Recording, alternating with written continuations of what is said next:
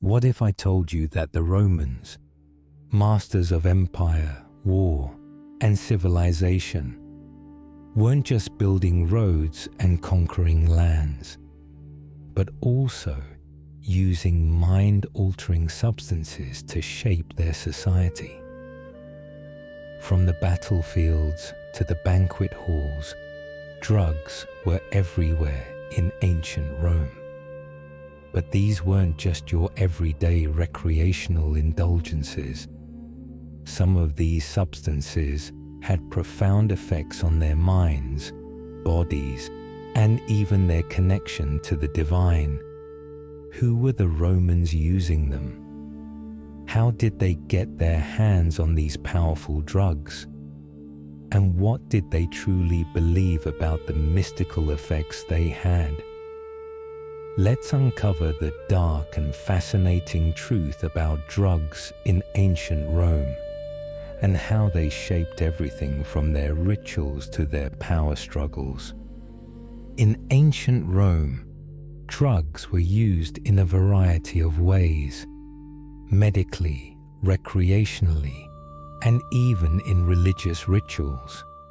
Though the Romans didn't have the modern understanding of chemistry and pharmacology that we do, they still relied heavily on nature's offerings to alter their perceptions, heal their bodies, and connect with the divine. Among these substances, opium, cannabis, and psychedelics were some of the most notable.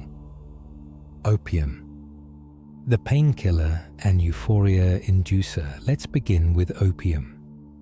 One of the most powerful substances used by the Romans. Opium comes from the poppy plant, which flourished in the Mediterranean region. The Romans were well aware of its numbing and euphoric effects, though they may not have fully understood the specific chemical processes behind it. What form did they consume? Romans likely used raw opium latex, the sticky substance harvested from the unripe seed pods of the poppy plant. This latex was then either dried into a paste or mixed into wine to mask its bitter taste, making it easier to consume. Opium wine was widely used, often for medicinal purposes, to treat pain, anxiety, and even insomnia. In some cases, opium was mixed with other herbs to create a medicinal paste. The paste itself, sometimes called opium gum, could also have been ingested directly or applied topically to wounds as a painkiller. There is no direct evidence that Romans smoked opium.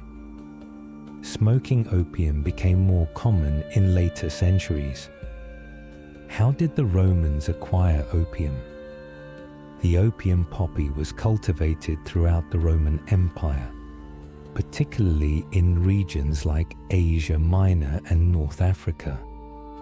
There is also evidence that the Romans traded opium across borders, so it was likely shipped in from regions where the plant grew naturally, such as Egypt and Asia. In fact, Egypt was known for producing some of the finest opium in the ancient world, and Roman traders would have had direct access to it. Cannabis, the medicinal herb. Cannabis was another versatile plant used by the Romans, though its use wasn't as widespread as opium.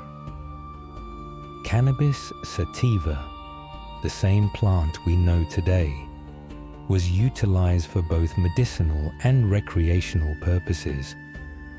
How did they use cannabis?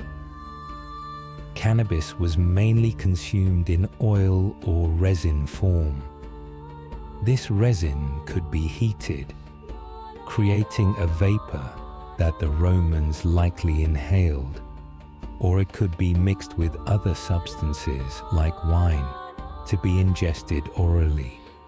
Some Roman physicians even used cannabis topically in salves to treat ailments like inflammation or muscle pain. In fact, there are historical references to cannabis oil being used for joint pain and arthritis. How was it cultivated? The Romans used cannabis primarily for its fibrous qualities, as it could be made into rope, cloth, and other materials. But the medicinal use of cannabis is well documented.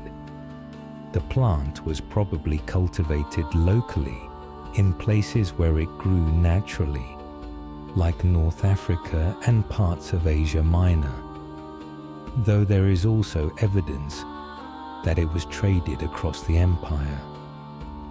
Was it for everyone, or only certain classes? Cannabis was used by both upper and lower classes, though its medicinal use was more common among the elite, especially in the wealthy Roman households, where apothecaries and private physicians would have prepared and prescribed it. Psychedelics, hallucinogens for religious and ritual use. Finally, let's talk about psychedelics, specifically hallucinogenic mushrooms and other substances used in Roman cultic rituals. While psilocybin mushrooms may not have been as prevalent in Roman society as they were in Viking or Greek cultures, the Romans certainly had access to a variety of mind-altering substances. What types of psychedelics were used? Psychedelic mushrooms, particularly the Amanita muscaria species, the fly agaric mushroom, have been linked to shamanistic practices across different ancient cultures, and the Romans may have used them in certain rituals. These mushrooms, known for their hallucinogenic and intoxicating properties, could have been ingested by priests or religious figures to commune with the divine. Who consumed them? Unlike opium or cannabis, the use of psychedelics in Rome was likely restricted to priests and religious leaders. These individuals would use hallucinogenic substances as part of sacrificial rites or prophetic visions. Perhaps the most famous example of drug use tied to religious practices was the mystery cults of Dionysus, Bacchus, known for such practices, where the consumption of psychoactive substances would enhance their connection to the god and provide visions. Dionysian rituals were known for their ecstatic dancing, frenzied states, and consumption of wine, often accompanied by psychedelic effects. Bacchus was associated with euphoria, divine madness, and ecstasy, and there are historical accounts that suggest these rituals sometimes involve the use of mind-altering substances to reach a heightened spiritual state. Interestingly, some evidence suggests that priests of Roman religions like Ceres, goddess of agriculture, and Diana, goddess of the hunt, might have used mushrooms or other plants in their rituals. These mushrooms were not likely consumed by the general populace, but reserved for those performing sacred rites. Were these powerful plants hoarded by priests and patricians alone? Or did legionaries, artisans, and market vendors ever dare to sample their numbing elixirs? To answer that, we turn to the most celebrated medical authority of the age, whose words guided both palace and farmhouse alike. Enter Galen of Pergamon. born in 129 AD in the great healing center of Pergamon, he studied under the finest physicians in Alexandria before winning fame as Marcus Aurelius's personal doctor. Galen didn't merely prescribe remedies. He tore open animals to map their anatomy, devised rigorous drug testing methods, and compiled volumes on every known herb and chemical. Today, his writings still shape our understanding of anatomy and pharmacology, earning him the title Father of Experimental Physiology. In his landmark works, Galen not only lists poppy juice and hemp cakes alongside mandrake potions, but also tells us exactly who drank them, why they trusted these substances, and how far their fame spread across Roman society. Let's dive into his three most vivid case studies. Opium. Galen extolled opium's power to banish pain and summon sleep. He described mixing poppy juice with honey or wine, prescribing small scruples, about 1.3 grams to calm coughs or ease surgical pain. For fretful infants, a few drops of this concoction could still a crying baby through the night, though he warned that overuse could stunt growth and cause lifelong lethargy. For stronger anesthesia, Galen mixed opium with mandragora root, mandrake. In his surgical guides, he notes that this blend could render a patient insensible during amputations, but he urges practitioners to monitor the patient carefully, lest they slip into irreversible coma. Cannabis, cakes, cures, and caution. Under the name cannabian, hemp showed up everywhere from temple kitchens to bedside tables.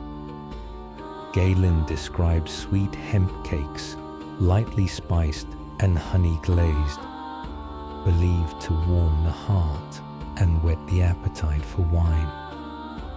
Galen notes mild euphoria from ingesting hemp cakes or seed preparations, describing a gentle warmth that lifted the spirits without clouding the mind.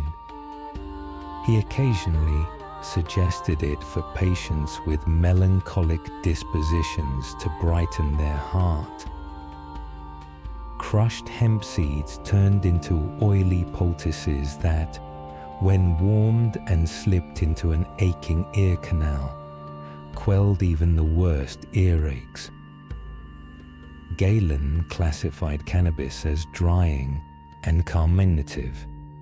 He recommended hemp seed infusions to relieve flatulence and bloating, mixing crushed seeds with vinegar or oil and applying it as a poultice to the abdomen. But he also noted the darker edge to the dry-out effects on the body, dulling passion and, in extreme cases, leading to impotence.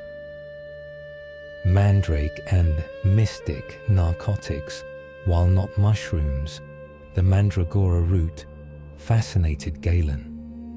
Mandragora was celebrated and feared for its delirium-inducing effects. Galen's volumes on simple drugs describe how mandrake root, when taken alone, could cause vivid visions, delirium, and loss of self, effects amplified when combined with opium. Across 17 pharmacology volumes, lamented lost in Rome's Great Fire, Galen categorizes mandrake alongside other sleep narcotics, detailing not just doses but also ritual contexts. He notes its use by certain mystery cult priests to pierce the veil between worlds. Yet he never skipped the warnings. Soldiers sedated with mandrake opium draughts might awake hours later, delirious and convince themselves gods or beasts, often far from home, until the effect wore off. And so, through Galen's own pen, we've witnessed the double-edged legacy of Rome's pharmacological masters. The infant soothed by poppy wine, the banquet enlivened with honeyed hemp cakes, and the mystic transported by mandrake's delirium. Were it not for the survival of his extensive studies, far more voluminous than any other ancient medical writer, much of what we know about these potent plants and their uses would have been lost to history. His careful observations reveal not just the remedies themselves, but the hopes and anxieties of a civilization that sought divine favor and human relief through these potent plants. As we close this chapter on Galen's foundational role, it's time to ask a broader question. Beyond temple courtyards and imperial villas, who in Roman society actually touched these elixirs? Were they only reserved for the elites, or did the common people also partake? Let's take a closer look at who in Roman society had access to these mind-altering drugs. In Roman society, drug use wasn't restricted to one class or group of people. It was widespread across various social classes, though for different reasons. The elites. The wealthier classes of Rome, especially aristocrats and intellectuals, had access to a variety of drugs. They were able to afford the expensive and exotic substances like opium and cannabis, and many used them to achieve relaxation, enhance thinking, or spiritual insight. This is why you'll find references to drug use in Roman literature, particularly from philosophers and poets. For instance, the famed Roman poet Horace often wrote about indulgence, and it's likely he was familiar with the recreational use of substances. The Roman elite, particularly those associated with the imperial court, were prone to indulging in luxury and excess, including excessive drinking and drug use.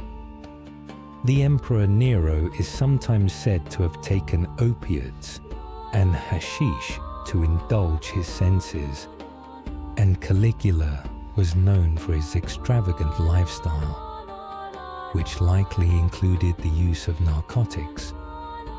Overindulgence in substances was often part of a broader culture of excess among the elite. Gladiators and soldiers. Interestingly, soldiers and gladiators were also known to use certain substances to enhance performance or numb pain. Gladiators, in particular, would have relied on substances to help them endure the grueling combat and recover afterward. Some gladiators were even known to consume alcohol and poppy-based medicines to block out pain and perform better during the fight. Slaves and lower classes. On the other hand, the lower classes and slaves had far more limited access to high-end drugs. However, they did rely on herbs and simple remedies for various ailments and daily discomforts. The ancient Roman world was filled with herbalists and apothecaries who would sell simple natural remedies to the general populace. These often included substances like mint for digestion or lavender for relaxation, as well as the occasional more powerful compounds. While the Romans certainly indulged in mind-altering substances, the concept of a drug problem, as we understand it today, didn't exist. There was no modern understanding of addiction or the social consequences associated with overuse. However, there are historical references that hint at overconsumption or dependency, especially among the elite who had more access to drugs and luxury. Common citizens using drugs for recreation or medicinal purposes wouldn't have faced the same kind of social stigma that substance abusers might face in modern society. Instead, overconsumption or irregular behavior might have been treated as a moral flaw or an issue of character, especially if someone was caught in the act of public intoxication. However, the Roman approach to indulgence and debauchery often turned a blind eye to such behavior in private spaces. But did the use of drugs have any deeper significance? And did the Romans' drug use have specific ties to Greek mythology? The Roman approach to mind-altering substances wasn't just medical or recreational. It was deeply intertwined with their mythology. While the historical evidence directly connecting opium, cannabis, or psilocybin mushrooms to specific Roman deities is sparse, we can trace symbolic connections that align with Roman beliefs about these substances. For the Romans, certain drugs weren't just for pleasure. They were believed to be gifts from the gods, meant to enhance human experience, induce visions, and connect the mortal realm to the divine. Bacchus, the god of wine and ecstasy, Bacchus, the god of wine, fertility, and madness, was central to Roman culture, representing not just physical pleasure, but spiritual liberation through intoxication. His sacred wine, often mixed with psychoactive herbs like opium or cannabis, was believed to intensify the ecstatic effects, inducing visions and heightened states of consciousness, allowing worshippers to enter into a trance-like state, transcending the ordinary and connecting them with the divine, giving them prophetic visions. Opium, with its euphoric and pain-relieving properties, was frequently added to wine in Bacchic rituals, intensifying the ecstatic experience and bringing followers into a trance-like state, where they could receive prophetic visions and blur the lines between the mortals and the gods. Ceres and the psychedelic mushrooms, the goddess of agriculture. The goddess Ceres, who governed agriculture, was another key figure who may have been symbolically linked to the use of psychoactive plants. While there's no clear evidence that psilocybin mushrooms were directly tied to Ceres, the symbolic connection to plants and harvest is strong. Ceres was worshipped in agricultural festivals, and certain rituals associated with these festivals could have involved consuming plants that offered spiritual visions or enlightenment. The Roman world didn't just use drugs, as a means of personal enjoyment. They were part of a larger spiritual framework. Through wine, opium, cannabis, and even psychedelic mushrooms, the Romans sought to connect with the divine, enhance their visions, and achieve a sense of ecstasy that brought them closer to the gods. Whether in the wild orgies of Bacchus, the mysterious rituals of Ceres, or the trances induced by sacred herbs, these substances were far more than recreational tools. They were bridges to the supernatural. But what about the cultivation and storage of these substances? Did the Romans have any specific methods of preserving their drugs? And who had the knowledge to cultivate them? The cultivation of psychoactive substances in ancient Rome was complex, with some plants being locally grown, while others were imported from regions where they thrived.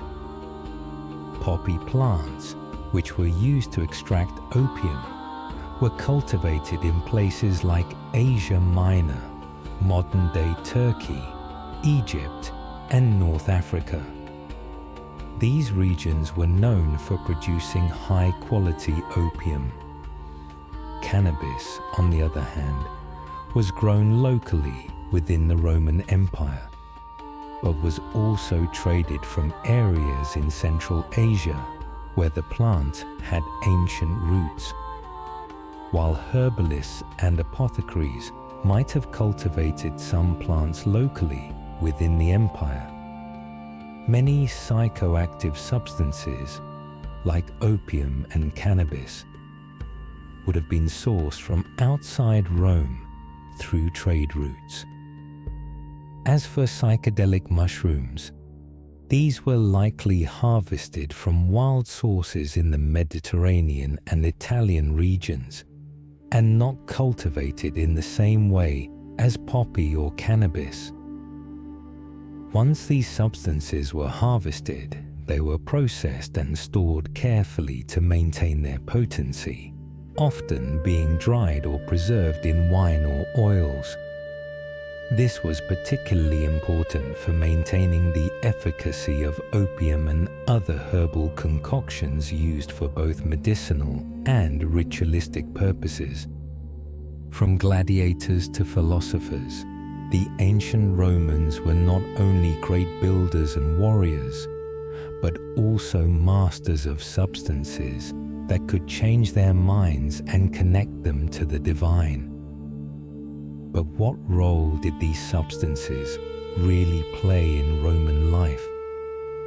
Were they a tool for spiritual enlightenment, a way to cope with pain, or just a form of indulgence? Drop your thoughts in the comments below, and let's continue to explore the fascinating world of the Romans together. Make sure to like and be sure to subscribe and dive deeper into more historical marvels that continue to inspire us today.